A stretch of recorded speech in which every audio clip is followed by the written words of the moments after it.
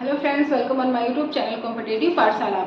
एक एक करके हम यूपी टेट के जो भी सिलेबस है उसको कवर करेंगे, लेकिन उसके पहले हम आज देखेंगे जो मोस्ट इंपॉर्टेंट चैप्टर है यूपी टेट के अकॉर्डिंग, ये आपका इंटरनेशनल जो संस्थान है, अंतर्राष्ट्रीय संस्थान है, उसके बारे में। क्योंकि यहाँ से हर एक साल एक प्रश्न पूछा गया है, चाहे वो यूएनओ हो, चाहे यूनेस्को हो, चाहे यूनिसेफ हो, तो वहाँ से हम उसका स्थापना वर्ष देखेंगे और जो भी चीज़ें एग्जाम के पॉइंट ऑफ व्यू से इंपॉर्टेंट रहेंगे वो सभी हम आज इस क्लास में डिस्कस करेंगे। फटाफट करके 5-10 मिनट के अंदर ही ये जितनी भी चीज़ें हैं हम उसको कंप्लीट करने का पूरा प्रयास करेंगे। चलिए स्टार्ट करते हैं। सबसे पहला है ILO। इसको हम डेट से याद करते हुए चलेंगे कि 1919 में कब घटना घटी थी, कब 1919 के बाद 1931 में क्या हुआ था, 1923 में क्या हुआ था, तो एक एक करके।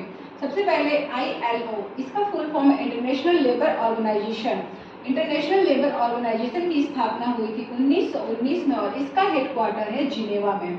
इसके सदस्य देशों की संख्या 187 है। नेक्स्ट नंबर पे आता है इंटरपोल। इसकी स्थापना हुई थी 1923 में। 1919 के बाद 1923 में आता है इंटरपोल। इसका फुल फॉर्म है International Criminal Police Organisation. Interpol का फुल फॉर्म इंटरनेशनल जो है क्रिमिनल पुलिस ऑर्गेनाइजेशन है। इसकी स्थापना 1923 में होती है। इसका हेडक्वार्टर लियोन्स फ्रांस में स्थित है। सदस्य देशों की संख्या पूछे तो 194। नेक्स्ट है कॉमनवेल्थ यानी कि राष्ट्रमंडल। अगर राष्ट्रमंडल अभी हाल फिलहाल में हुए हैं, इसके लिए यहाँ से प्रश्न पूछ सकते हैं कि राष्ट्रमंडल जो है उसके कॉमनवेल्थ का जो हेडक्वार्टर है वो कहाँ है, तो लंदन में।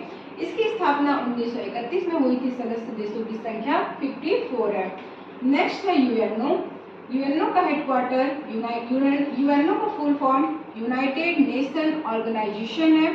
इसका हेडक्वार्टर न्यूयॉर्क में स्थित है। इसकी स्थापना 1945 में होती है। सदस्य देशों की संख्या 193। नेक्स्ट है IMF, international monetary fund. International monetary fund इसका फुल फॉर्म है। इसकी भी स्थापना 1945 में होती है। जितने भी पैसे से रिलेटेड आपकी संस्थानें हैं उन सभी का हेडक्वार्टर वाशिंगटन DC में स्थित रहेगा। ये बात आप याद रखिएगा। अगर तुक्का भी मारना हो तो जहाँ पर पैसे की बात हो वहाँ पर अगर आपको तुक्का मारना है तो वाशिंगटन DC को ही तुक्का मारिएगा। IMF की स्थापना 1945 में, हेडक्वार्टर वाशिंगटन DC। इसके सदस्य देशों की संख्या 190 है। नेक्स्ट है वर्ल्ड बैंक। वर्ल्ड बैंक की स्थापना 1945 में होती है। इसका हेडक्वार्टर भी जो है वाशिंगटन DC में स्थित है। आगे है FAO, Food and Agriculture Organisation, खाद्य एंड कृषि संस्थान। खाद्य और कृषि संस्थान। इसकी भी स्थापना 1945 में, हेडक्वार्टर रोम इटली में स्थित है। सदस्य देशों की संख्या 197। नेक्स्ट है ICJ, मतलब international court of justice. International court of justice इसका मतलब है अंतर्राष्ट्रीय न्यायालय। तो इसकी स्थापना भी 1945 में और इसका हेडक्वार्टर हेग नीदरलैंड में स्थित है। ये जो है प्रश्न यूपी टेट में कम से कम 4 या 5 बार पूछा जा चुका है। नेक्स्ट है यूनेस्को।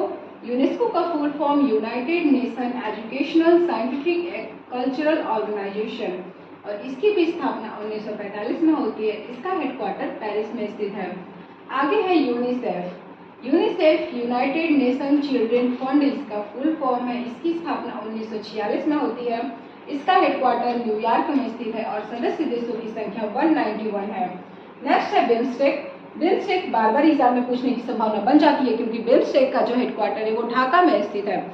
जब जो भी क्योंकि अभी हाल फिलहाल में हमारे जो भारत है उससे और जो बांग्लादेश है उसका जो रिलेशन है वो काफ़ी ज़्यादा अच्छा हो गया है, तो इसलिए ढाका की जो आपकी बिम्स्टेक है यहाँ से प्रश्न पूछ सकता है कि ढाका की जो बिम्स्टेक है इसकी स्थापना 1997 में होती है और इसका हेडक्वार्टर ढाका में स्थित है।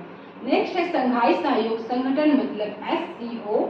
इसकी स्थापना सन 2001 में होती है और इसका हेडक्वार्टर बीजिंग में स्थित है। आगे है IPSA। IPSA मतलब IBSA, इसको IPSA बोलेंगे। I for India, B for Brazil, SA for south Africa, India, Brazil. इसकी स्थापना 2004 में होती है और सदस्य देशों की संख्या इसमें 3 है। तो ये थे हमारे मोस्ट इम्पॉर्टेंट जो ऑर्गेनाइजेशन थे, जो संस्थान थे, उसके बारे में। अब हम देखते हैं कि इसको याद कैसे करेंगे। इसको याद करने के लिए एक सबसे अच्छी ट्रिक है कि जितनी जल्दी हो सके हम उसको रिकॉल करते रहें। और रिकॉल कैसे करेंगे, एक एक करके। 1919 में क्या हुआ, ILO आया, इंटरनेशनल लेबर ऑर्गेनाइजेशन आता है। 1923 में इंटरपोल 1923 में। 1931 में आता है कॉमनवेल्थ। सबसे पहले आप इसकी स्थापना वर्ष अगर याद किए हो तो आप हेडक्वार्टर जो है लगा सकते हो। फिर आता है 1945 और 1945 में 3, 4, 5 की स्थापना वर्ष है, जैसे UNO की स्थापना 1945, यूनेस्को की स्थापना 1945, FAO की स्थापना 1945, IMF इंटरनेशनल मॉनेटरी फंड की स्थापना 1945, ICJ international court of justice की स्थापना 1945, वर्ल्ड बैंक की स्थापना भी पूछिए तो 1945।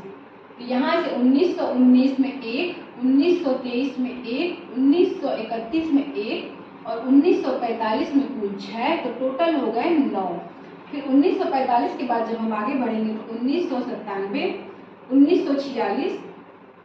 1946 में यूनिसेफ, यूनेस्को के जस्ट बाद यूनिसेफ आया 1946 में। उसके बाद बढ़ेंगे 1997 में बिम्स्टेक आता है। फिर उसके बाद आगे चलेंगे तो 1997 के बाद सन 2001 SCO संघाई सहयोग संगठन, फिर 2004 में IPSA। इस तरीके से हमारे लगभग 9, 10, 11, 12, 13 ठो जो हमारे इंटरनेशनल संस्थान है वो हमें लर्न हो जाएंगे आराम से। 1919, 1923, 1931, 1945 में 6, 1946 में 1, 2001, 2004। अगर आप इसको एक बार पढ़ लेते हो फिर आप आंखें बंद करो और उसके बाद बस इसको रिकॉल करते चलो कि कौन कौन सा चीज कब है। 1919 में इंटरनेशनल लेबर ऑर्गेनाइजेशन 1919 में, फिर 1923 में आता है इंटरपोल के बाद 1931 में कॉमनवेल्थ आता है। फिर 1931 के बाद 1945 चलेंगे तो 6 चीजें, यूनेस्को और UNO, और उसके बाद फिर वर्ल्ड बैंक, FAO, IMF यानी इंटरनेशनल मॉनेटरी फंड, फिर उसके बाद ICG। तो इस तरीके से FAO टोटल 6 जो है 1945 में है। उसके बाद 1946 में यूनिसेफ, 1997 में बिम्स्टेक, 2001 में आएगा SCO संघाई सहयोग संगठन, फिर उसके बाद 2004 में IPSA यानी इंडिया, ब्राजील और साउथ अफ्रीका। तो इस तरीके से जो इम्पॉर्टेंट हमारे अंतर्राष्ट्रीय सहयोग संस्थान थे वो आज कंप्लीट हुए। इसी तरीके से करके एक एक चैप्टर अगर हम क्लियर करेंगे तो हमारे जो 30 नंबर हमें पूछेगा यूपी टेट में वो हमारे यहाँ से आराम से कंप्लीट हो जाएगा। लेकिन अगर हम ये चीज़ों को स्किप करेंगे तो यहाँ से 1 नंबर है जो है वो आराम से कट जाएगा, क्योंकि ये जो है 5 बार पूछ चुका है और उसके बाद पेरिस वाला भी पूछ चुका है, वर्ल्ड बैंक का भी पूछ चुका है, FAO का भी पूछा हुआ है एग्जाम में, यूनिसेफ का पूछा हुआ है। स्थापना वर्ष, तो यहाँ से स्थापना वर्ष, हेडक्वार्टर और सदस्य देश आप याद करो या ना करो, बट स्थापना वर्ष और हेडक्वार्टर आपको याद करना ही करना पड़ेगा, क्योंकि ये जो है यूपी टेट के एग्जाम से और सुपर टेट के एग्जाम के लिए इंपॉर्टेंट है। इसी तरीके से डेली एक एक करके हम कवर करेंगे। मिलते हैं नेक्स्ट क्लास में, तब तक के लिए जय हिंद, जय भारत।